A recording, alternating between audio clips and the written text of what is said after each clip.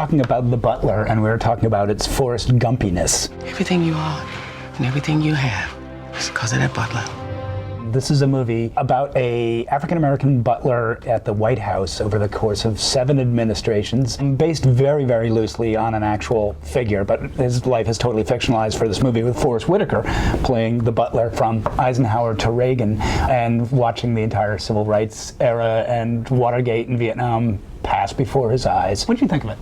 You know, I liked it more when I first left the movie, and I think that's partially because it's so entertaining. But the Forrest Gumpiness got to me in that it's taken this story of a real White House butler and fictionalized it so that he or his kids are there for basically every turn of this. Well, so, you know, his son. with Malcolm X and with Martin Luther King and through the Vietnam War and all that, and that aggravates me now. And it was unbelievable as it was unfolding, but when I figured out how much of it was fictionalized, which was basically all of it, right.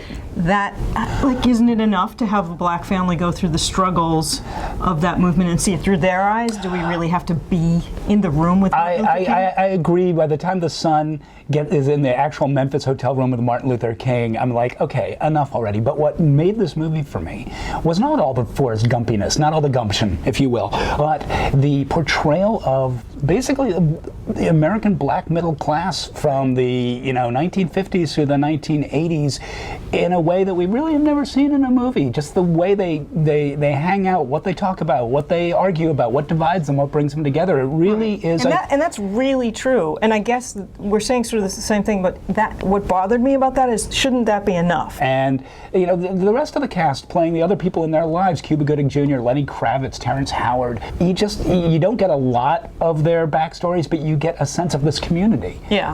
And especially the generational divide, which is also something we really haven't seen in a movie before. The generational divide between this man who basically believes that to get ahead as a black man in America, you have to be invisible and serve, and his sons who say, I don't think so. I was entertained and taken somewhere I really haven't been in an American movie, and for that I really, really enjoyed it, much more than I was expecting to. Yeah, definitely true on that. And everyone should see it, because, as you point out, it is a perspective we don't get. You should see it. It's The Butler. Yeah, you should definitely see it. I'm Ty Burr. I'm Janice Page. For the Boston Globe.